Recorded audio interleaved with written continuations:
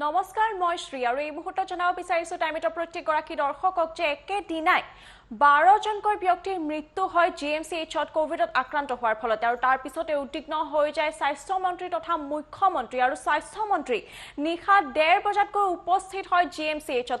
তন্নকৈ সমগ্ৰ জিএমচিএইচৰ পৰিৱেশ চাবলৈ যায় স্বাস্থ্য মন্ত্ৰীগৰাকী একেদিনাই কোভিডত আক্ৰান্ত হৈ জিএমচিএইচত মৃত্যু হয় 12 জনকৈ ব্যক্তিৰ 12 জনৰ মৃত্যুক লৈ উদ্বিগ্ন স্বাস্থ্য মন্ত্ৰীগৰাকী মুখ্যমন্ত্ৰীৰ নিৰ্দেশৰ পাছতে নিশা 1:30 বজাত গৈ জিএমচিএইচত উপস্থিত হয় স্বাস্থ্য মন্ত্ৰীগৰাকী জিএমচিএইচত উপস্থিত নাছিল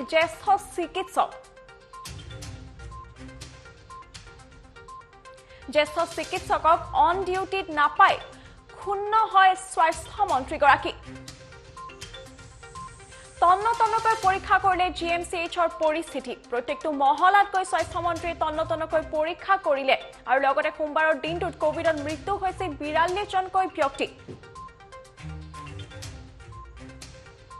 আৰু তেনে পৰিস্থিতিতে বৰ্তমান সময়ত যেনেকৈ পুনৰবাৰ কোভিডে প্ৰাণ পাই উঠা যেন ৰাজ্যত এক পৰিস্থিতিৰ সৃষ্টি হৈছে সেইবাবে নিশা 1:30 বজাত গৈ উপস্থিত হয় স্বাস্থ্য মন্ত্ৰীগৰাকী জিএমচিএইচত কেশৱ মহন্ত ডাঙৰীয়াই গৈ প্ৰত্যেকটো মহলা তন্নকৈ পৰীক্ষা কৰে বৰ্তমান সময়ত জিএমচিএইচত কেনেকুৱা ধৰণৰ পৰিৱেশ হৈ আছে সকলো খা খবৰ লয় স্বাস্থ্য মন্ত্ৰীগৰাকীয়ে মুখ্যমন্ত্ৰী ডক্টৰ হিমন্ত বিশ্ব শৰ্মাৰ নিৰ্দেশ দিয়া পিছতো কিন্তু নিশা কোনো জ্যেষ্ঠ চিকিৎসক উপস্থিত নথকা এতিয়া ক্ষোভিত হৈ পৰে স্বাস্থ্য মন্ত্ৰীগৰাকী আৰু এই বিষয়ে সবিশেষ জানিবলৈ পুনে সংযোগ স্থাপন কৰিছো আমাৰ সংবাদদাতা বিক্ৰমৰ সৈতে বিক্ৰম বৰ্তমান উপস্থিত আছে জিএমচিএইচত বিক্ৰম পুনে আপোনাৰ ওচৰলৈ গৈছো বৰ্তমান কেনেকুৱা ধৰণৰ পৰিৱেশ জিএমচিএইচত আৰু স্বাস্থ্য মন্ত্ৰীগৰাকী উপস্থিত হোৱাৰ পিছত কেনেকুৱা ধৰণৰ পৰিৱেশৰ সৃষ্টি হৈছিল জিএমচিএইচত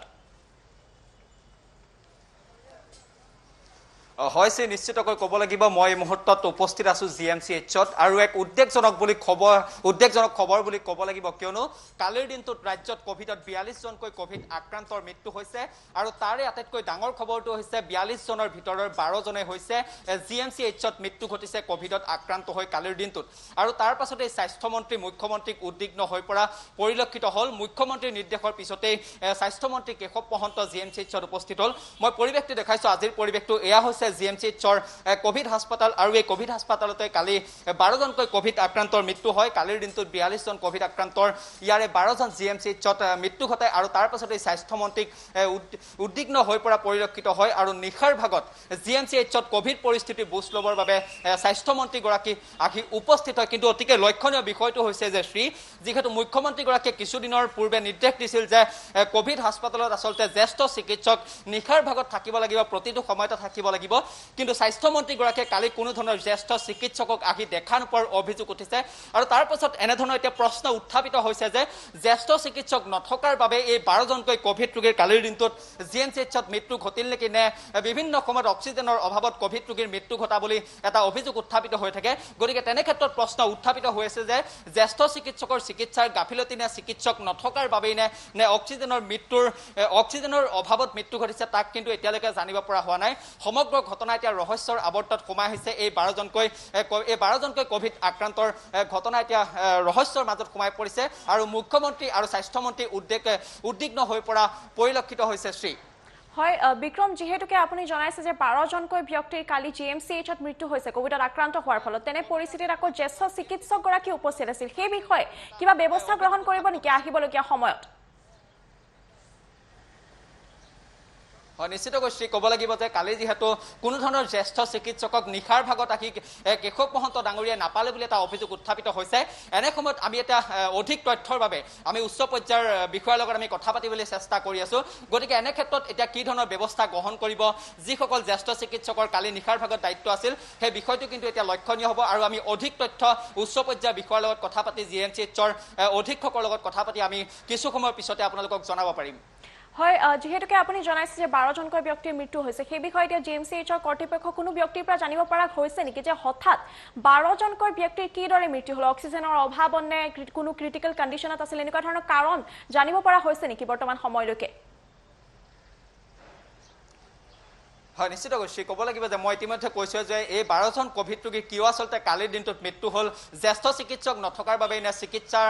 তেওঁলোকৰ অৱস্থা সংকটজনক হৈ পৰিছিল নেকি কালি নিশাৰ ভাগত জ্যেষ্ঠ চিকিৎসক নথকাৰ বাবে মৃত্যুমুখত পৰিল নে অক্সিজেনৰ অভাৱত মৃত্যুমুখত পৰিল তাক এতিয়া সমগ্ৰ ঘটনাটো ৰহস্যৰ ভিতৰত সোমাই পৰিছে আৰু কিছু সময়ৰ পিছতে GMCHত অধীক্ষকগৰাকী উপস্থিত হ'বহি আৰু অধীক্ষকগৰাকী উপস্থিত হ'লে কিন্তু এই 12জনকৈ কোভিড ৰোগীৰ কালিৰ দিনটোত কিয় মৃত্যু হ'ল তাক জানিব পৰা যাব হয় বিক্ৰম আন এটি প্ৰশ্ন আপোনাৰ পৰা জানিব বিচাৰিছো যে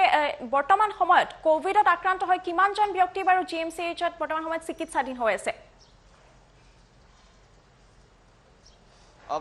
শ্ৰী এতিয়ালৈকে সেই তথ্য আমাৰ হাতত আহি পৰা নাই যিহেতু অধীক্ষকগৰাকী এই মুহূৰ্তলৈকে আজিৰ দিনটোত উপস্থিত হোৱাহি নাই চিকিৎসালয়ত আমি কিছু সময় পিছতে তেওঁৰ লগত কথা পাতিবলৈ চেষ্টা কৰিম আমি সম্পূৰ্ণ তথ্য আমাৰ দৰ্শকসকলক জনাবলৈ চেষ্টা কৰিম অধীক্ষকগৰাকীৰ পৰা মন্তব্যলৈ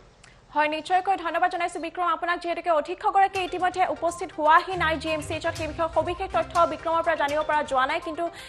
যেতিয়া তেখেত আহি পাব তাৰ পিছতে সবিশেষ তথ্য টাইমিটৰ প্ৰত্যেকগৰাকী দৰ্শককে জনাম যে কিদৰে এই 12গৰাকী ব্যক্তিৰ মৃত্যু হঠাতে GMCHত কোভিডৰ আক্ৰান্ত হোৱাৰ ফলত হ'ল কি কোভিডৰ পৰিস্থিতি কিছু পৰিমাণে ভালৰ ফাললৈ আহিছিল যদিও তাৰ পিছতো এতিয়া কিয় হঠাতে 12জনকৈ ব্যক্তি মৃত্যুৰ মুখত পৰিলে কোভিডত আক্ৰান্ত হয় আৰু সৰ্বমুঠ 42জন সোমবাৰৰ দিনটোতে কোভিডত আক্ৰান্ত হৈ মৃত্যু হৈছে তেনে ধৰণৰ পৰিস্থিতি কিয় সৃষ্টি হ'ল সেই বিষয়ে হয়তো জানিব পৰা যাব আৰু যিহেতুকে নিশা 1:30 বজাত স্বাস্থ্য মন্ত্ৰীগৰাকী উপস্থিত হৈছে GMCHত সেই বিষয়ে আৰু জ্যেষ্ঠ চিকিৎসক উপস্থিত নথকাৰ বিষয়ে কেনে ধৰণৰ ব্যৱস্থা গ্ৰহণ কৰা হয় সেই বিষয়ে সবিশেষ জানিব পৰা হ'ব